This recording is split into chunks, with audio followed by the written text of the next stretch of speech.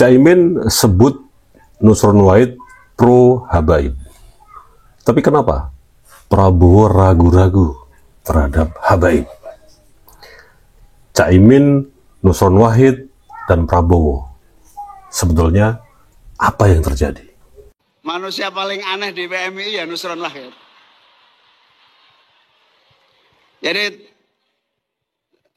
mumpung nggak ada orangnya ini, Nusron Wahid kita kasih gelar teladan sepanjang zaman.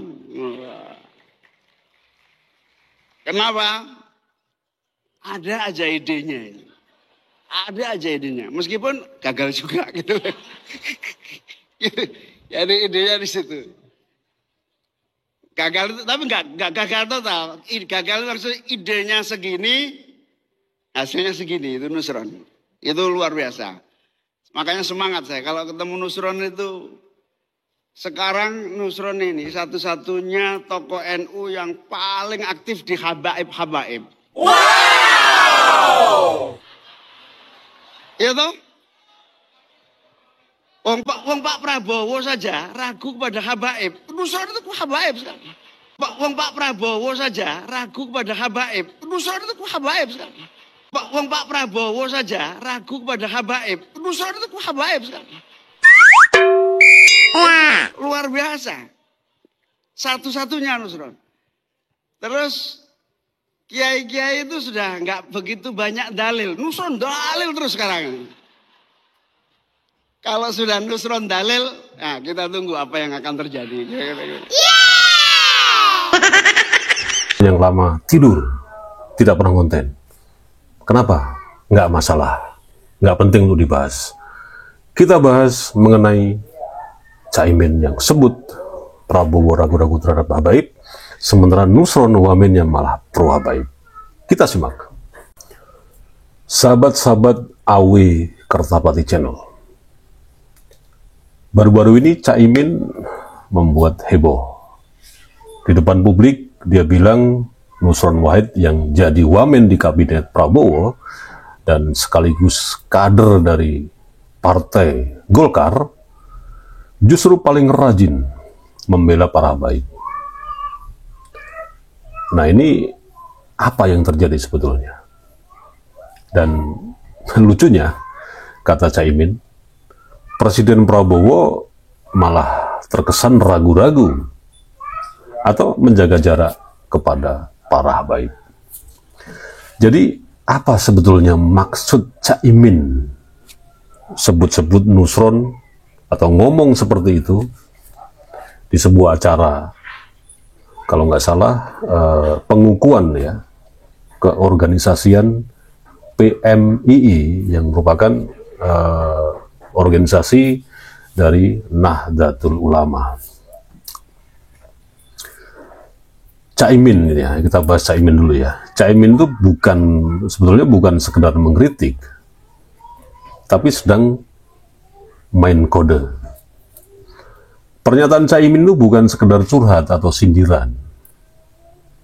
Dan objeknya adalah Nusron Wahid.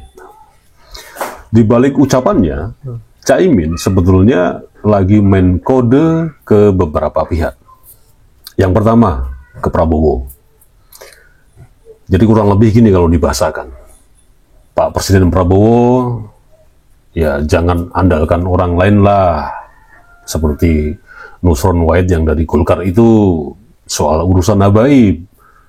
Dan NU, PKB juga harus diajak dong. Nah, kurang lebih bahasa sederhananya seperti itu yang ingin disampaikan oleh Caimin. Kemudian yang kedua, ke publik NU dan para habaib. Lihat ya, PKB paling peduli sama kalian. Jangan pindah ke Golkar dong. Nah, kurang lebih seperti itu. Nah, kenapa Nusron Wahid itu pro habaib? Karena Nusron itu memang anak kandung Nahdlatul Ulama. Pernah jadi ketua GB Ansor, aktif di dunia pesantren, dan punya rekam jejak panjang dalam membina hubungan dengan para habaib. Jadi wajar kalau di kabinet Nusron dipercaya jadi jembatan pemerintah ke kelompok habaib. Sementara Prabowo, kata Caimin, ragu-ragu atau menjaga jarak. Nah, Presiden Prabowo harus mengatur nih. Banyak kepentingan kan di dalam kabinetnya ini.